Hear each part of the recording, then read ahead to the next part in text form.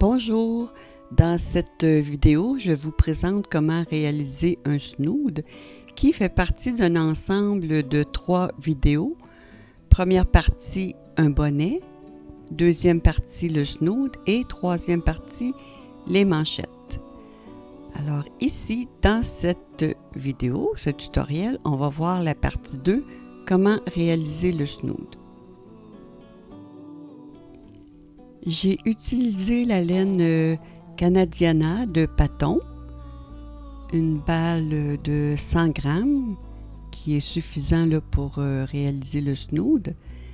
Et on voit ici que c'est recommandé de tricoter avec une aiguille de 4 mm. Alors pour faire le snood, on va utiliser des aiguilles circulaires avec des pointes 4 pour faire les bordures. Et ensuite, on va changer pour des aiguilles 4.5 pour le motif du snood. On va utiliser les aiguilles numéro 4 pour monter les mailles. Et on va commencer par faire un nœud coulant de cette façon, en tournant autour du pouce et en passant les fils un par-dessus l'autre comme ceci. On obtient un nœud coulant qui devient notre première maille. J'insère l'aiguille dans le nœud coulant et je peux commencer à monter des mailles. On va faire ici des mailles anglaises. Donc je pique, je tricote et je ramène le fil sur mon aiguille de gauche. Pour les mailles anglaises, il s'agit de piquer les 2 fils, c'est-à-dire entre les 2 mailles. Alors, voyez ici, on pique vraiment entre les 2 mailles. On tire, on ramène le fil à gauche et on continue. On ne prend pas seulement qu'un fil, on pique vraiment entre les 2 mailles. Un fil, c'est des mailles françaises. Entre les 2 mailles, comme ceci, les 2 fils, ce sont des mailles anglaises. Alors, je peux maintenant immédiatement aller piquer sur mon aiguille de gauche, c'est plus rapide pour monter les mailles. Vous voyez, je passe le fil et je vais piquer sous ma laine sur l'aiguille de gauche.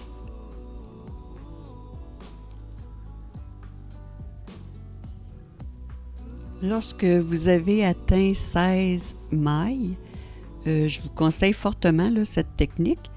On s'apprête à tricoter la 17e. Mais avant de passer notre fil sur l'aiguille de gauche, on va placer un indicateur. On glisse sur l'aiguille de gauche et ici, on sait qu'on a 16 mailles. Et on recommence une autre séquence de 16 mailles. Vous allez voir, là, ça va être pratique pour l'exécution du projet. Alors ici, j'ai 16 mailles. Je pique pour m'apprêter à faire une autre. Mais avant de ramener mon fil, je mets un autre indicateur. Et vous continuez ainsi à faire des blocs de 16 mailles pour un total de 112 mailles, c'est-à-dire 7 fois 16 mailles.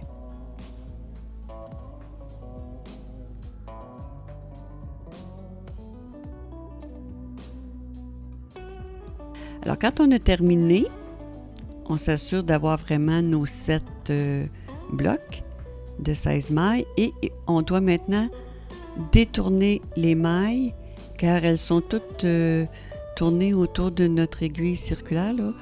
Alors moi, je commence par la droite et je ramène toutes les mailles dans le même sens pour les détourner. Je place aussi les indicateurs là, pour ne pas que ce soit tout entremêlé. Je vais accélérer un petit peu la vidéo ici là, parce que c'est un petit peu long détourner les mailles et c'est pas ce qu'il y a de plus agréable, mais on doit le faire pour que nos rangs soient bien alignés. Alors quand on a terminé de détourner nos mailles, on s'assure qu'elles sont toutes bien placées et on peut s'installer pour faire la prochaine étape, le transfert de la première maille. Il s'agit, avec notre aiguille de gauche, d'aller chercher la première maille de l'aiguille de droite de la ramener sur l'aiguille de gauche. Avec une autre aiguille, je vais piquer la première maille de l'aiguille de gauche. Je la passe par-dessus et je vais la placer sur mon aiguille de droite. Ça permet de joindre le tricot, de fermer les deux parties là, de nos mailles. Ensuite, je place un indicateur d'une autre couleur. Les indicateurs blancs, c'est entre mes blocs de 16 mailles et mon indicateur rose me dit que je suis rendue à la fin de mon rang. On peut maintenant commencer le premier rang de notre bordure en côte 1-1 en commençant par une maille envers. Ensuite, une maille en droit.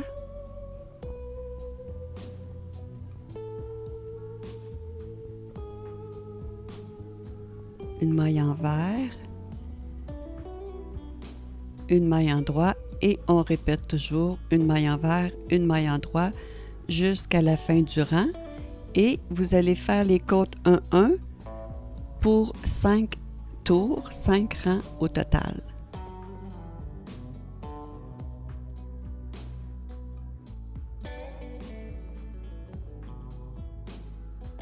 Ici, j'ai terminé les 5 rangs.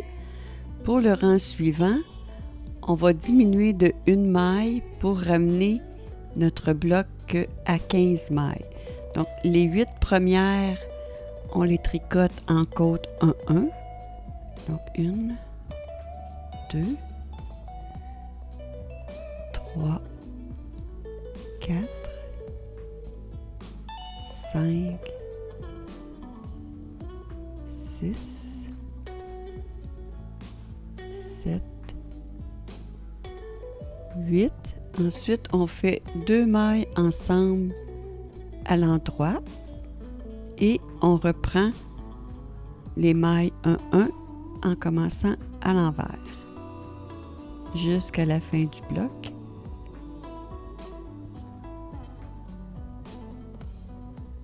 Et on répète la même chose pour les mailles suivantes, les blocs suivants, jusqu'à la fin du rang.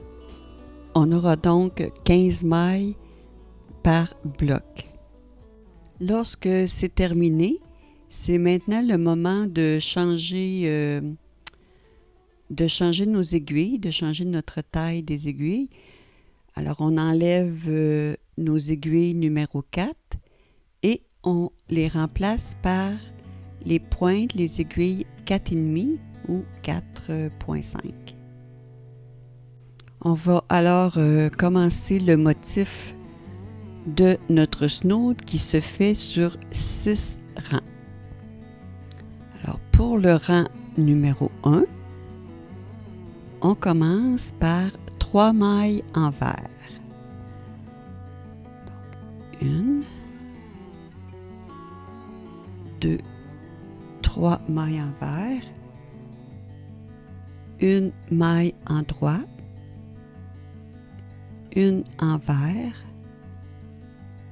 une en droit, envers, en droit. On tricote les deux suivantes ensemble à l'endroit.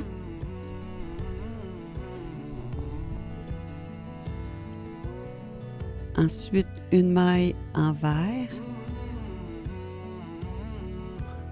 une en droit, envers, en droit. Maintenant, on fait un jeté, simplement passer notre laine, un jeté et on termine avec une maille en droit. Alors, on répète la même chose sur chaque séquence.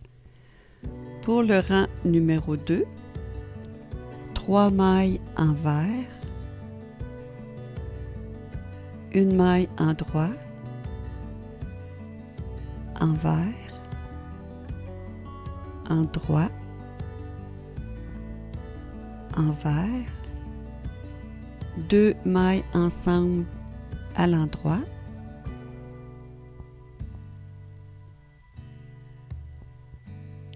une maille envers, endroit, envers, endroit, un jeté. La maille suivante, vous voyez, elle n'est pas comme les autres, là, c'est le jeté du rang précédent. On le tricote à l'endroit et on termine avec une maille endroit. Et on répète la même chose jusqu'à la fin du rang. Pour le rang numéro 3, 3 mailles envers, une maille endroit, envers, endroit, 2 mailles ensemble, endroit,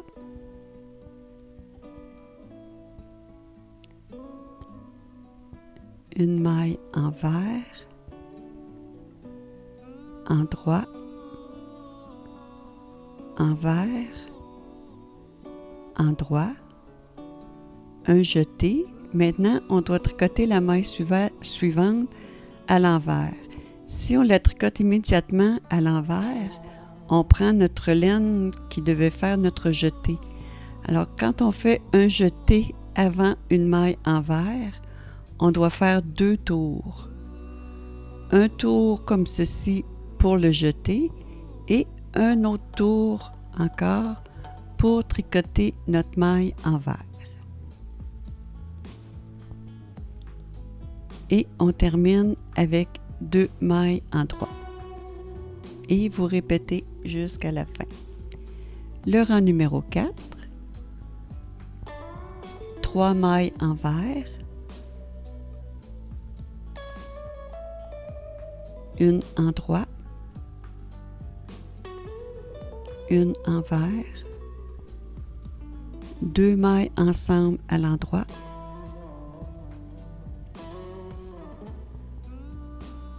envers, endroit, envers, endroit, un jeté, une maille endroit, une maille envers et on termine la séquence avec 2 mailles endroit. Et vous répétez jusqu'à la fin du rang. Pour le rang numéro 5, 3 mailles envers,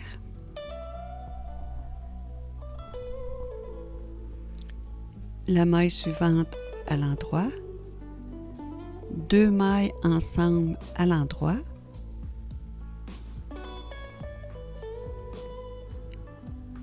envers, endroit, envers, endroit, un jeté et c'est la même chose, on veut faire une maille envers, donc on doit faire un autre tour,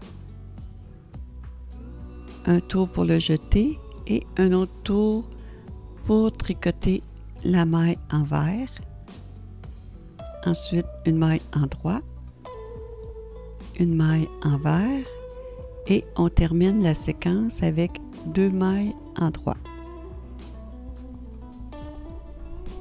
Le rang 6, le dernier rang du motif, 3 mailles envers,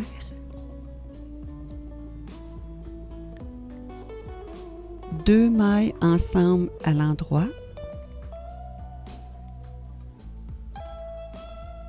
une maille envers, je vais ramener mon fil devant, une maille envers, endroit, envers, endroit, un jeté, endroit, envers, endroit, envers et on termine avec 2 mailles endroit. Alors, on a terminé les 6 rangs du motif. Vous voyez ici le résultat. Alors, quand vous avez terminé, il s'agit de recommencer au rang numéro 1 et de répéter les 6 rangs encore 6 fois pour un total de 7 donc 42 rangs. On est rendu à la deuxième bordure, alors on doit enlever nos aiguilles 4.5 et remettre les aiguilles numéro 4. On a maintenant 15 mailles par bloc. On veut ramener nos 15 mailles à 16. Donc, on va faire une maille envers, une maille en droit, une maille envers, une maille en droit, jusqu'à la fin des 15 mailles. Nos côtes 1-1.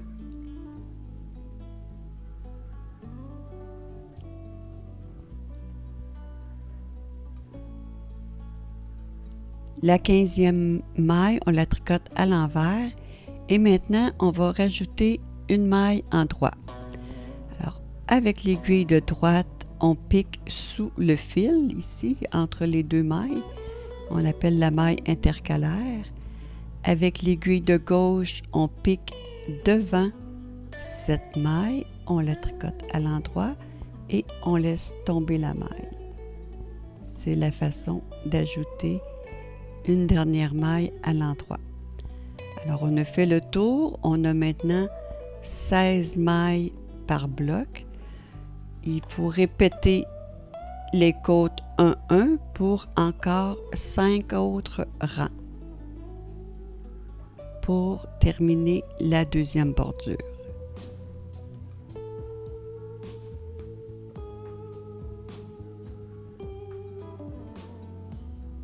Alors ici, j'ai terminé les 5 rangs. On est rendu à l'étape de fermer le travail, mais on a des côtes 1-1, une maille envers, une maille en droit. Si on ferme de façon conventionnelle, là, en rabattant les mailles simplement comme si c'était toutes des mailles en droit, ça ne sera pas beau, là, ça va être gondolé. Alors, on va suivre les mailles comme elles se présentent. Une maille envers, une maille en droit. Quand on tricote une maille en droit, on prend l'aiguille de gauche, on pique devant les deux mailles et on les tricote ensemble. Ensuite, on continue comme la maille se présente. Ici, c'est une maille envers. Je la tricote à l'envers. Mais pour la maille envers, on va faire un rabat conventionnel, là, ordinaire. On rabat par-dessus la première maille. Alors, la suivante est à l'endroit. On tricote une maille en droit. On pique notre aiguille de gauche devant et on tricote les deux mailles ensemble. La maille suivante est à l'envers. Donc, on a tricoté une maille envers. On fait un rabat. Toujours la même chose. Une maille en droit.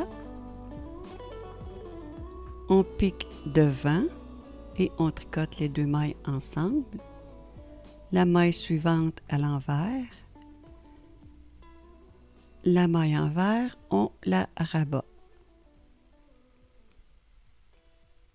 Maille en droit, on pique devant, on les tricote ensemble. La maille envers, on fait un rabat. Et vous faites ceci pour le tour au complet pour toutes les mailles. Alors ici, j'arrive à la fin du rang. Une maille envers que je rabats et une maille en droit. Je pique devant et je tricote les deux mailles ensemble pour terminer. Le tricot est terminé. On peut maintenant couper le fil de tricot. La dernière maille, moi je ne fais pas de nœud. Souvent on rentre le fil comme ça pour faire un nœud, mais ensuite il faut essayer de le cacher. Donc je ne fais pas de nœud, je fais simplement tirer sur la maille pour sortir le fil. Et vous voyez la finition, c'est plus beau que si on avait fait un rabat conventionnel, là, ça fait moins gondolé. Maintenant, notre fil qu'on vient de couper, ça fait pas un très beau fini là, pour la continuité de notre bordure. Alors, on va arranger ça en rentrant notre fil. Je vais prendre une aiguille à laine que je vais enfiler et je vais aller piquer sous le brin de la dernière maille et sur la maille suivante, et je vais tirer comme ceci pour ramener les deux côtés bien ensemble et une autre fois pour serrer comme faut. Alors là, ça ferme et on ne voit plus la démarcation. Je rentre l'aiguille à l'intérieur pour rentrer le fil. Maintenant, vous voyez ici toutes les mailles en droit, ça forme des V. Alors, je vais piquer avec mon aiguille chaque V de droite à gauche, ensuite de gauche à droite, de droite à gauche, comme ça, à l'intérieur de chaque V. Et vous continuez là jusqu'en bas. Moi, je vais le plus loin possible. Et lorsque c'est terminé, on peut faire un nœud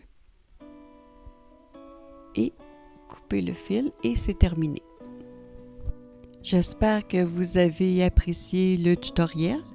N'hésitez pas à cliquer sur le petit pouce bleu pour j'aime et à vous abonner si ce n'est déjà fait. Alors, je vous souhaite des belles réalisations. Sur ce, je vous dis bon tricot et à bientôt.